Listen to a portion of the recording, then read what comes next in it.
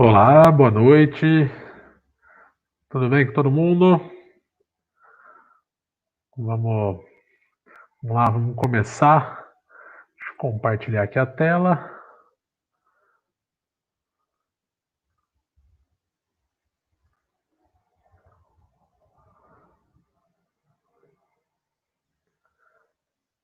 Só confirmar. Legal. Vamos lá.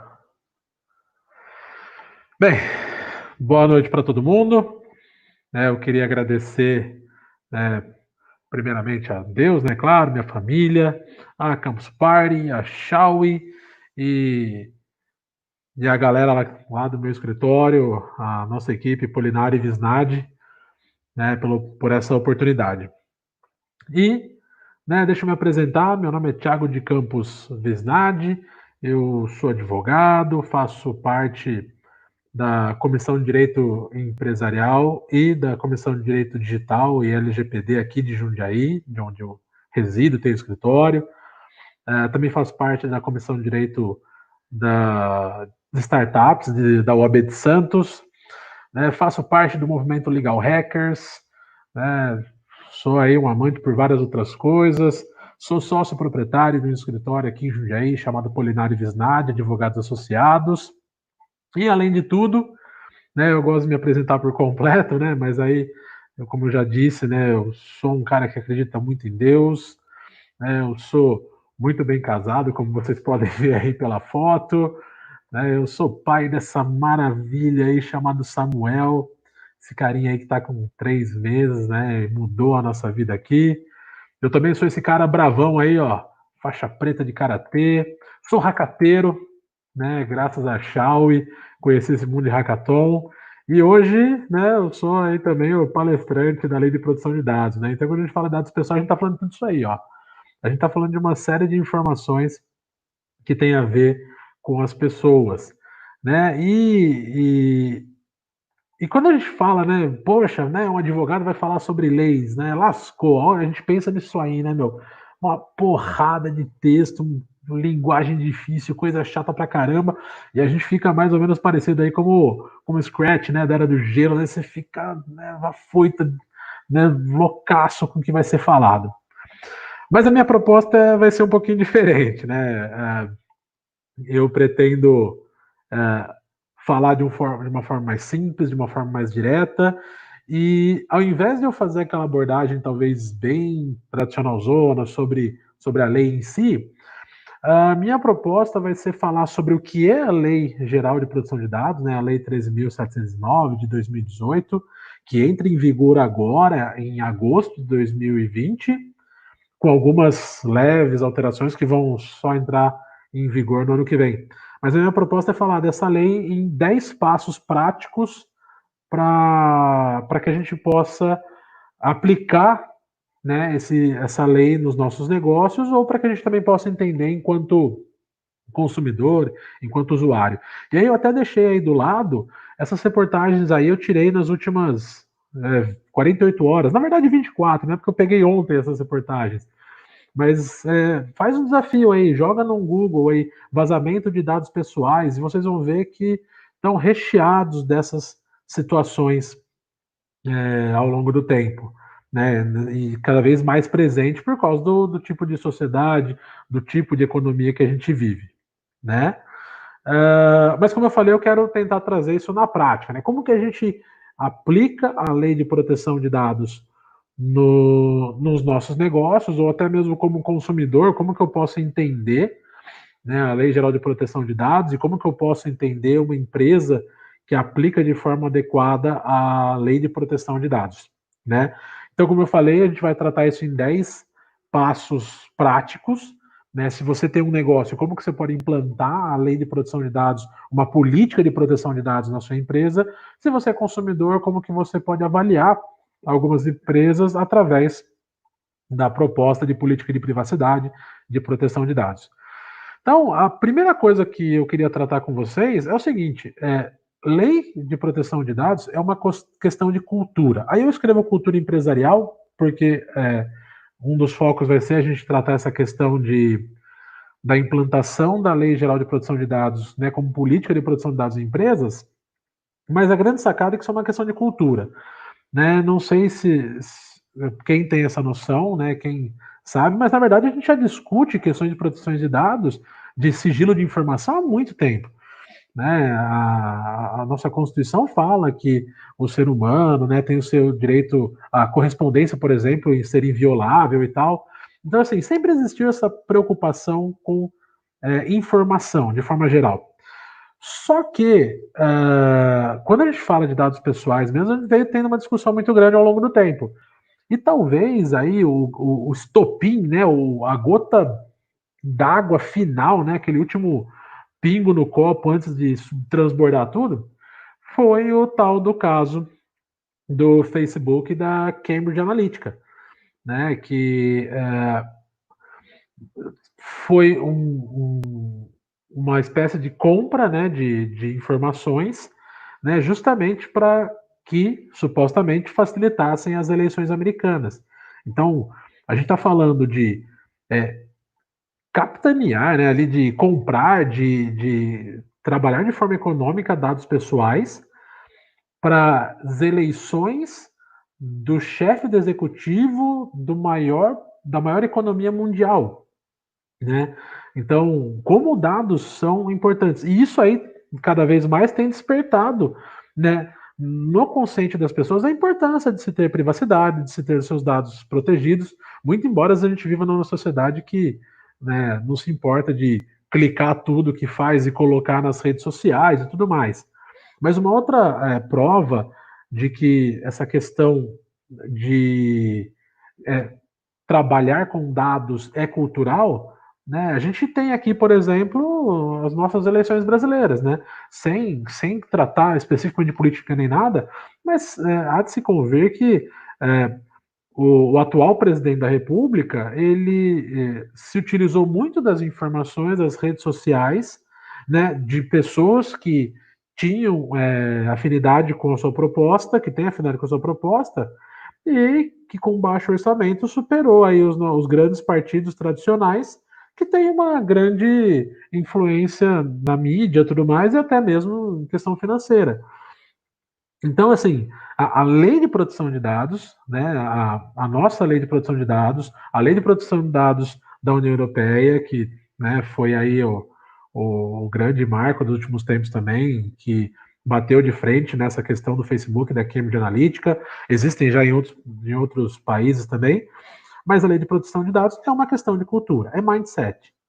Né? Ou você realmente entende a questão da lei de proteção de dados, você entende a questão da privacidade e tudo mais, ou infelizmente a gente vai ver esses, às vezes, exageros que a gente encontra nas redes sociais. Né? Mas no caso da cultura empresarial, ela é uma decisão top-down, né? Ela vem de cima para baixo. Então, ou a gestão corporativa entende a necessidade de se utilizar a lei de proteção de dados, ou infelizmente a empresa não vai adequar a lei de proteção de dados. Só que é legal que a gente possa entender de novo essa questão de mindset, porque no artigo 1º da Lei de Proteção de Dados, a proposta é muito intensa em falar o seguinte: olha, essa lei ela vem para proteger direitos fundamentais de liberdade, de proteção e tudo mais, voltado para a questão de dados pessoais.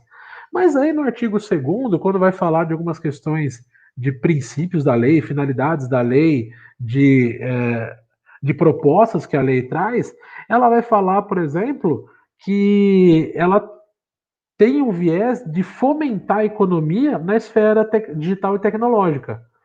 Ou seja, de novo, mindset. Se a governança corporativa de uma empresa entender a lei de proteção de dados não somente como mais uma lei para fiscalizar, para regulamentar, para dar multa e tudo mais, e sim entender como uma oportunidade, isso é um ganho gigantesco para a empresa. A frase que eu inicio, ou que eu deixei lá de divulgação no Campus Party. Dados são o novo petróleo.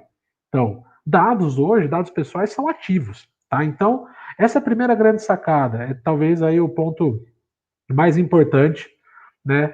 Se você é CEO de uma empresa, se você tem poder de decisão numa empresa, saiba, isso é uma questão cultural, tá? Isso é uma questão que você tem que se colocar nela, realmente tem que estar na sua mente, tem que ser uma coisa que seja natural você pensar, tá bom? Segundo ponto é essa criação de um comitê multidisciplinar. Galera, a lei ela tem um alcance muito grande, né?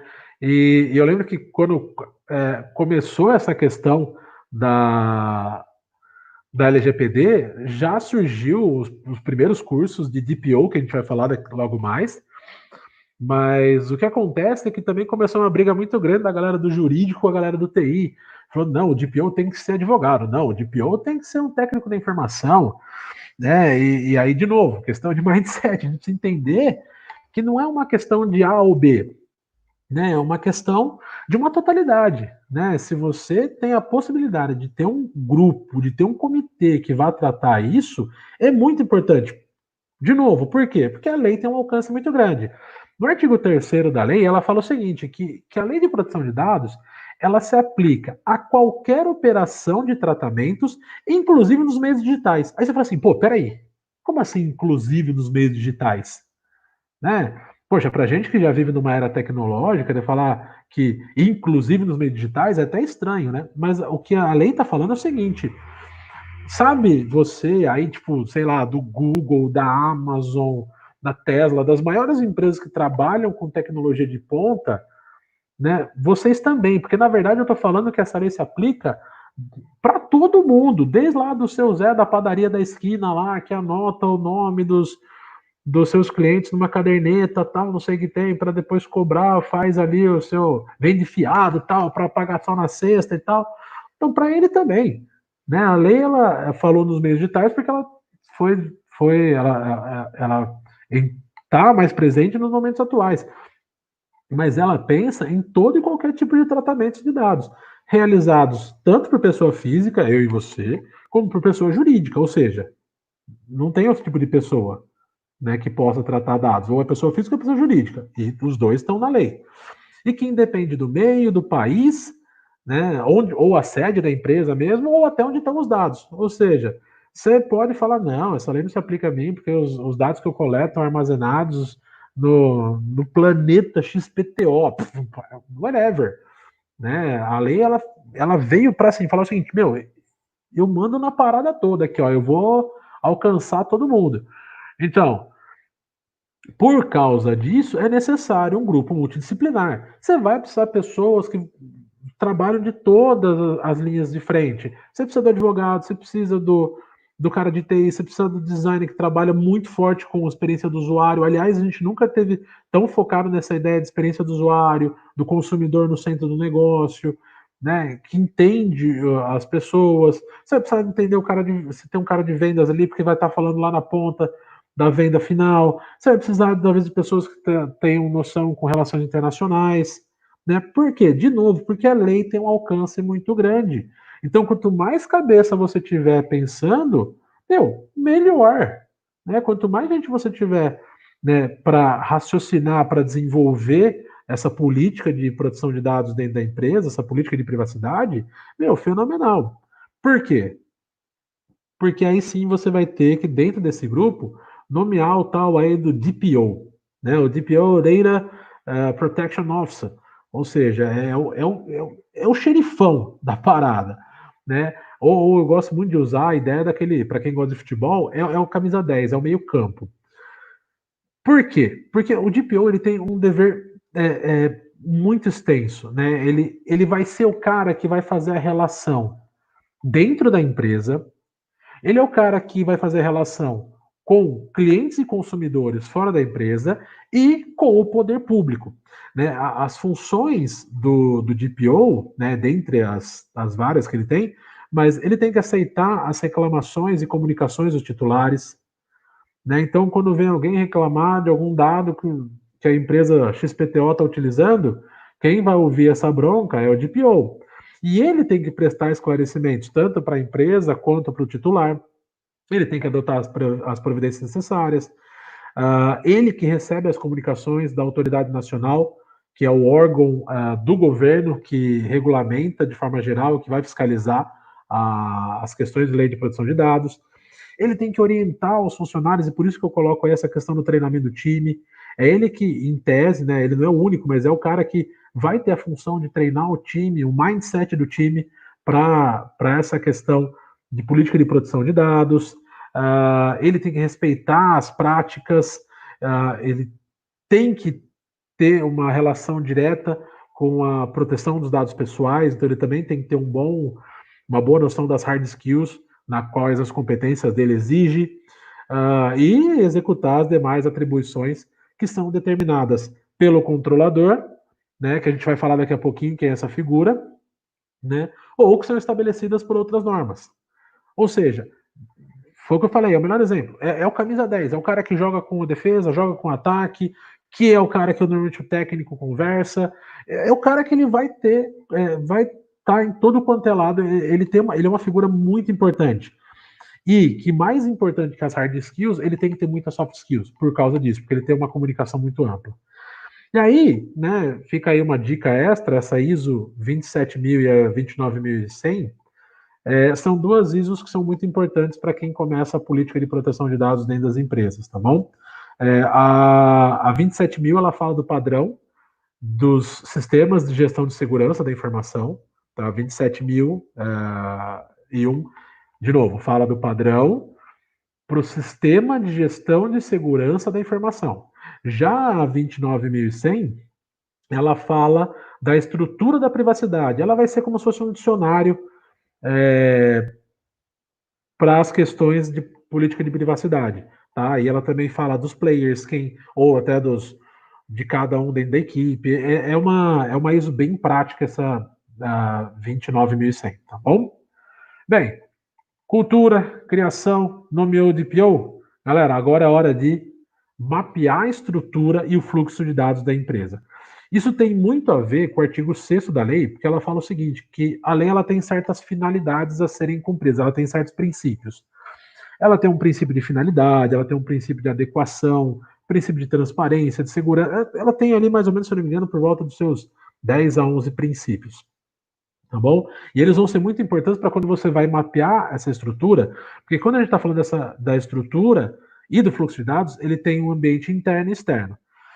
O interno é literalmente as políticas e os procedimentos internos. Então, você tem que responder perguntas como: quais são as ferramentas que eu uso para coletar dados? Qual é a minha capacidade e forma de armazenar? Né? Quais são os meus canais de comunicação interno e externo? Qual é o meu sistema de segurança interno e externo? Eu tenho capacidade de responder e prestar contas? Né? A minha empresa tem essa estrutura? Qual que é o percurso que os dados vão passar aqui dentro? Percurso físico mesmo, né? Ele vai vir para a máquina tal, que vai jogar para tal nuvem, depois eu posso acessar em outra máquina, né? Como que é o caminho desses dados lá dentro? E quem tem acesso a esses dados? E aí agora eu vou falar rapidinho da figura do controlador e do operador, que estão no artigo 5º da lei. O controlador é o big boss, é o cara que dá orientação. Como que vai ser o tratamento, como que vai ser feita a coleta, como que vai funcionar desde a coleta de dados, perdão, até a exclusão desses dados. Perdão. E o operador, com todo respeito, né, na brincadeira, mas é o estagiário, é o cara que vai pôr a mão na massa, é o cara que vai ralar lá. Eu tô brincando, tá, gente? Mas o operador é literal, é o operário, tá bom? Por vezes essas figuras podem se confundir, por vezes não. Isso depende de cada situação, né? Então isso é o que a gente faz no mapeamento estrutural. No mapeamento de fluxo de dados, é muito importante você fazer a seguinte pergunta: quais são os dados que você coleta? E aí você tem que entender como que a lei define os dados. A lei define dado em dado pessoal e dado pessoal sensível. Pessoal é toda informação que possa identificar uma pessoa ou diretamente, ou que possa identificar indiretamente. Vou dar um exemplo bem bobo. 4 perguntas, vocês vão saber, vocês vão conseguir às vezes chegar em mim, tá? Quantos advogados tem em Jundiaí? Eu vou chutar números redondos para ficar mais fácil essa conta, tá? Mas digamos que quantos advogados homens tem em Jundiaí? 10 mil. Quantos advogados desses homens trabalham com lei de proteção de dados? Na prática, efetivo já. Caiu para 10. Pô, 2 perguntas, olha só, eu já reduzi o meu N de pessoas para conseguir informações. Quanto desses 10 teve um filho recém-nascido, né, no último ano? Vai, você chuta aí. 2, vai, vamos fazer mais uma para chegar mais uma pergunta. E aí você faz mais uma pergunta. E quantos desses caras são faixa preta de karatê? Pronto. Você chegou no Thiago com 4 perguntas sem nem saber quem eu sou e nem nada. Né? Então, informações que possam identificar uma pessoa, né, também entram nessa questão de, de, de mapeamento de fluxo de dados. Já o dado pessoal sensível, ele está ligado com questões políticas, questões religiosas, envolvimento político, isso eu já falei, né, perdão, questões ligadas à saúde, né, DNA, opção sexual e tal, né, e aí você fala assim, nossa, mas por que tem essa separação? Volta lá ao caso do Facebook e da Cambridge Analytica, ou do nosso caso aqui, das eleições passadas, tá? Então, quais são os dados que eu coleto? Você tem que saber, né? Qual que é a frequência que eu coleto esses dados no meu mapeamento de fluxo de dados? Qual que é a quantidade dos dados efetivamente coletados, né? Porque eu tenho aqueles que eu posso descartar, porque não coube direitinho, não encaixou na minha proposta, na minha finalidade, e outros que seguiram adiante, né? O consentimento do titular é claro. Galera, consentimento não é só aquela caixinha de aceite que a gente bate no final do aplicativo, tá? Aquilo lá é balela, né? Mas, o titular ele tem noção do que acontece com os dados? Eu consigo classificar corretamente os dados? Qual que é o tempo de vida dos dados na minha empresa ali que eu trato? Né? E eu consigo efetivamente excluir os dados? Tá? Então, essas são algumas perguntas para o fluxo, para o mapeamento de fluxo de dados. E para o externo? Cara, o externo é uma dica que eu dou com relação à compliance. Essa lei de proteção de dados, ela está sendo considerada a nova lei de corrupção. Aí você fala assim, mas o que tem a ver a lei de corrupção? Todo mundo achava que não ia pegar, de repente vocês ouviram uma tal de Lava Jato? Pô, começou com um negócio nada a ver, chegou lá na Odebrecht, né? Chegou em empresas enormes. Né? A lei de dados é a mesma coisa, para vocês terem uma noção, né? Se você tiver, em compliance, tiver certinho, tiver totalmente enquadrado na lei, e você tem um parceiro que não tá e vocês fazem negócios, se o seu parceiro vazar dados, às vezes você pode ser penalizado, né, por causa dessa ideia que segue da lei de corrupção. Tá? Então, esse mapeamento é fundamental. Depois que você faz esses mapeamentos, vem o relatório de impacto e a gestão de risco. Relatório de impacto, ele é um instrumento que ele é de responsabilidade do controlador, lembra aquele cara que dá as ordens sobre como o tratamento vai ser realizado desses dados, e ele serve para descrever como que você minimiza os riscos. Isso é o relatório de impacto. Como que eu minimizo os riscos e como que eu me responsabilizo, como que eu respondo a esses riscos. Já a gestão de riscos é, por assim dizer, é o mindset, é o desafio, é a minha projeção sobre como que eu posso fazer uma boa proteção à privacidade dos meus colaboradores, fornecedores e principalmente dos clientes. Né? É a aplicação do relatório de impacto na prática. Então, o relatório ali, ele, como o próprio nome diz, é um relatório, ele é um estudo, é uma análise. A gestão de riscos é assim, como que eu vou pôr na prática o relatório de impacto, né? Com relação à privacidade dos meus colaboradores, fornecedores e clientes, né? E aí, olha só que legal, né? Eu acabei esquecendo de comentar, mas esses 10 pontos que eu elenquei, eu fui estudando vários autores, vários profissionais que vão elencando vários pontos. E eu achei muito legal, num dos que eu estudei, que é o que eu usei como maior base, mas que ele vai colocar só aqui no ponto sexto essa adequação legal e tecnológica. Isso não quer dizer que você não está se adequando anteriormente, mas a questão é que é o seguinte: se você realmente não cria um comitê, se isso não é uma questão de cultura, se você não cria um comitê, se você não tem um DPO, se você não tem um time, se você não faz um mapeamento, se você não elabora o relatório de impacto e gestão de risco, como que você vai se adequar à lei? Simplesmente colocar num contrato, ou fazer alguma coisinha, ou comprar um sistema interessante, pô, é legal. Mas a lei não é um software que você baixa lá, versão 1.0 da lei de proteção de dados, pronto, instalei na minha empresa, já era, toca para rodar. Não, não é assim que funciona. Né? Você precisa ter todo esse estudo para aí sim se adequar à lei, tanto na questão, se adequar tanto na questão legal quanto tecnológica.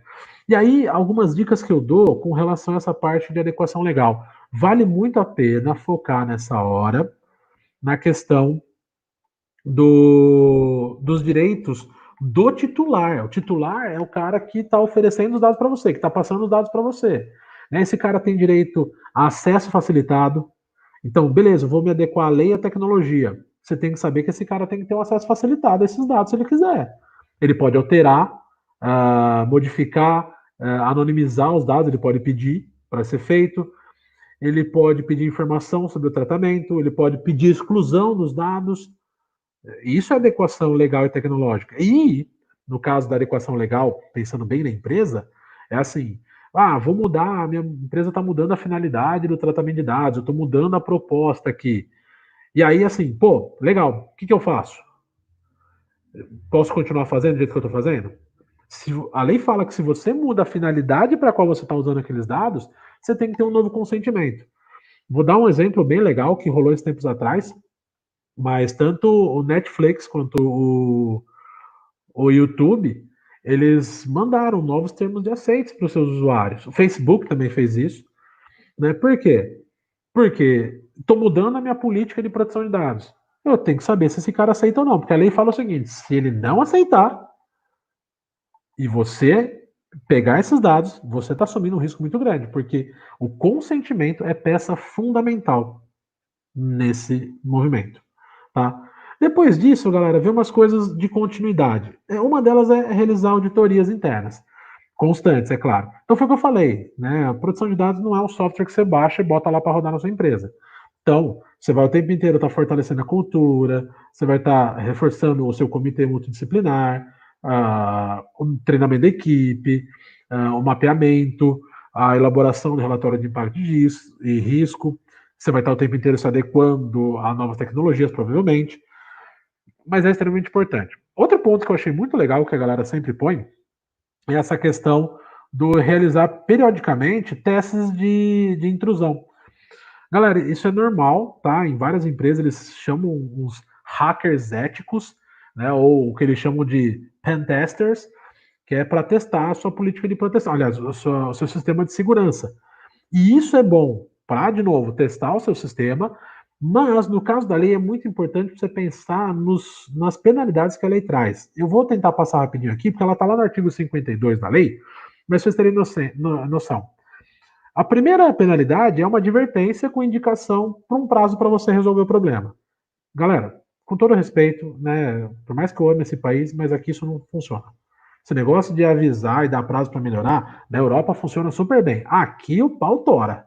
Aqui, antes, a lei entra em vigor agora, em agosto, como eu falei, mas já tem decisão no judiciário dando multa. Tá? Então, assim, aqui o pau tora, galera. Aqui é lei selvagem. Né? E aí, como que é a multa que a lei fala? A lei fala de uma multa simples, que é tipo aquela multa direta. Você passou no sinal vermelho, recebeu uma multa. É uma multa simples, mas essa multa simples, ela pode ser de até 2% do faturamento da empresa. E ela é limitada a 50 milhões de reais por infração. Então, se você tiver duas multas simples, a gente está falando de duas multas, claro, no teto, né? Mas duas multas de 50 milhões de reais. Faz a conta aí para você ver se é tranquila essa multa. Mas isso é multa simples, você pode ter multa diária. Então, assim, ó, você vai receber uma multa diária até você resolver o problema. Resolve o problema em 10 dias. 10 dias de multa, né? Você pode, e aí entra uma situação até um pouco pior, mas você pode ter publicado a condição de infração. Pode ser que os dados pessoais sejam bloqueados. Se os dados são petróleo, se os dados são ativo da empresa, imagina ter o seu ativo preso, bloqueado.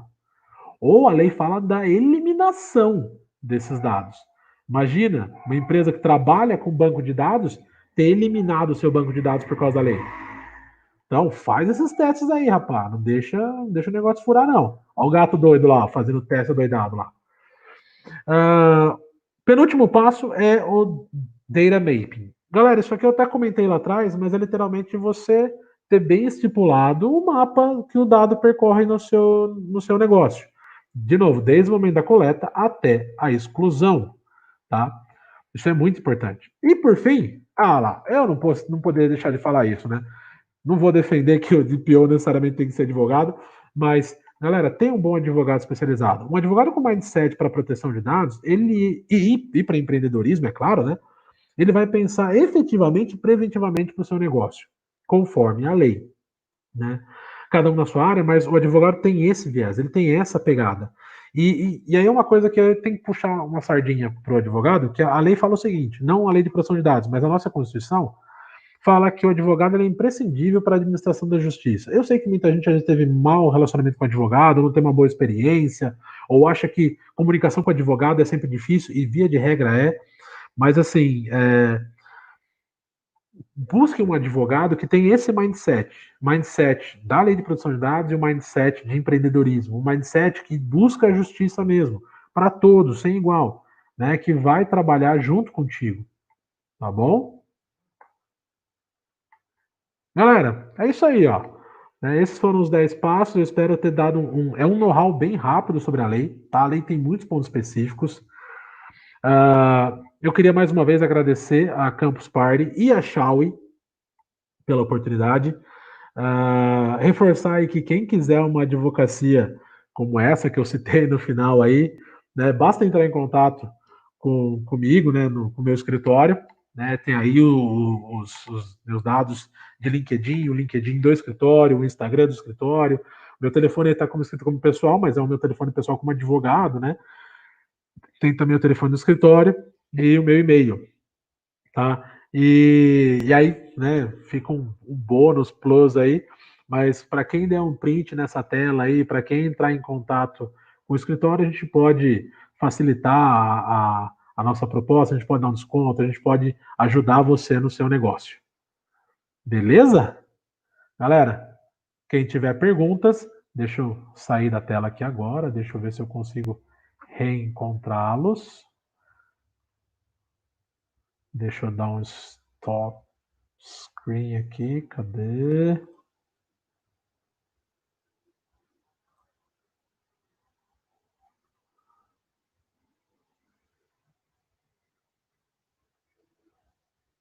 Já acabou? Já...